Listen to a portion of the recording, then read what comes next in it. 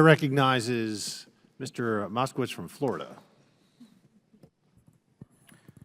Mr. Chairman, thank you. I appreciate the waiver onto the committee. And first, let me say, from a policy perspective, I think my colleagues across the aisle are correct. I don't think we should ban gas stoves. And I don't think banning gas stoves is the least impactful way to address the gas nitrogen or carbon monoxide or formaldehyde that's coming out. It's ventilation. Ventilation is the way to address that. And so I'm here to say, Mr. Chairman, that I agree with you that we should not be banning gas stoves. And the good news is that this proposed rule doesn't ban gas stoves. And I get it.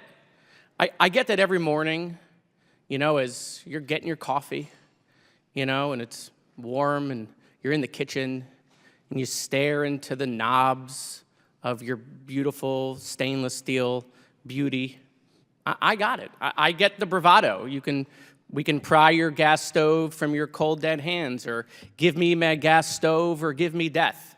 You know, I have a 6-burner double oven range that sits on legs. I mean, I miss her right now as we're talking about it. And so I think, because it's a two-party system, I think when my colleagues across the aisle, the other party, show leadership, the leadership of our times that is desperately needed, Democrats like myself should commend them. And I want to apologize on behalf of the Democratic Party that we have decided to put kids' safety in their neighborhoods, from getting gunned down in movie theaters or grocery stores or school churches or synagogues. We as Democrats have clearly lost our way, that we are not focused on appliances. And so we're finally seeing our friends across the aisle stand up for parents all across the country as they tuck their kid in at night, as they dress them for school in the morning, as they are worried that they may not come home. My friends across the aisle are telling those parents, you can breathe a sigh of relief, that the grand appliance party is going to make sure your gas stove goes nowhere.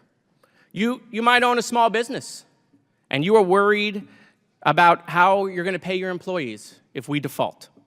The good news for you today is that if you have to shutter your business because the country defaults, your gas stove will still be there.